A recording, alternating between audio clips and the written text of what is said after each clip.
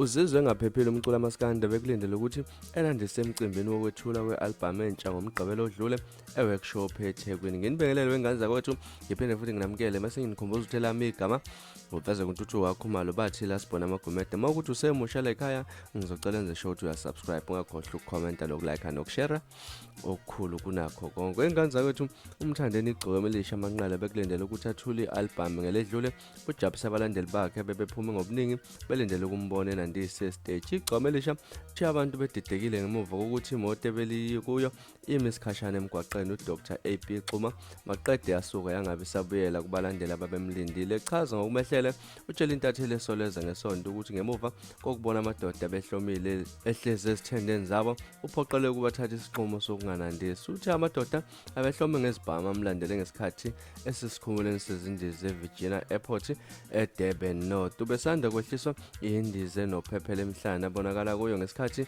eyobingelela abalandeli bakhe workshop. Uchaza ukuthi bengiyongena emotweni lapha nebengehlise workshop kubalandeli bami ngesikhathi ngehle esikhumuleni sendiza. Laba abantu engitshela ngabo bephethe izinhlongontlela zebhamu behamba ngemoto eziningi. Kukho nje ngezibhamu ekhona lapho phakathi kwabo nabaphathi nabaqabi bami sase siphuthuma emotweni ngenhloso yokuqhela kule ndawo. Izimoto zisijahe saze safika kwelinye lamahhotela agudlulwa nje eThekwini kuShigcokama. Liqhubela lithi amaphoyisa atheleke ngobuningi bawo ezoqaphisa imebesima nzonzo njengoba amadoda bebalandela ngezimoto bengakhombisa inhlobo ukuhlehla. Mina nje ngifike workshop nje ngihamba namaphoyisa omgwaqo ngenxa yesimo besinzima nakhona kuthe uma abalandeli bagcwala umgwaqo ngoba bekade babona mina lapha namaphoyisa angibonisa ukuthi angingabe ngisangena estage.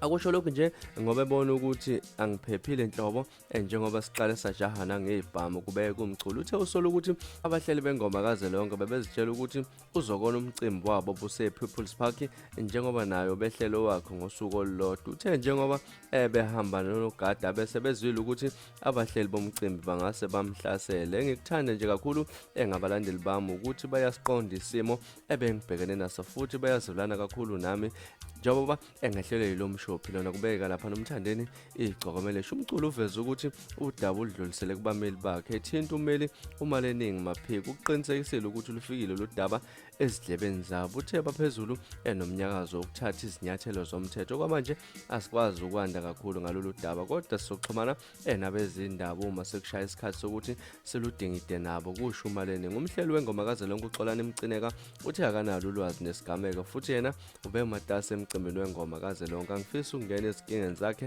iGcokama elisha lapha futhi angihlangene nazo njengoba ngiphendula ucingo lwakho bengizitshela ukuthi sizokhuluma ngesasa seligqame kulomcimbi esewuhlelile kusho uMcineka. Wengane zakwethu izona ndaba esinibekela zona namhlanje kwezisenkezweni. Mhlawumbe wena ngakuthini kwakho ukuphawula ngalezi ndaba ahlangane lapha kwi-comment section ukuthi iGcokama elisha lisola abahleli bomcimbi okuXolani Mcineka kanjalo lapha noGay umfo kaNgcobo uMapholoba ukuyibona mhlawumbe kade bazama ukuthusa iGcokama elisha ukuthi lingayi ePeople's Park ukuyokona umcimbi wabo lapha ubongesabatha eledlule. Mhlawumbe wena ngakuthini kwakho ukuphawula akuhlangane lapha kwi-comment section isidingide lolu daba bekuyona indaba engithulele sona. Ngicela ungakhohlwa ukusubscribe nokulike kanjalo futhi nokushare kuyikhona okukhulu kunakho konke. Nibe nosuku lomnandi, nginithanda kakhulu.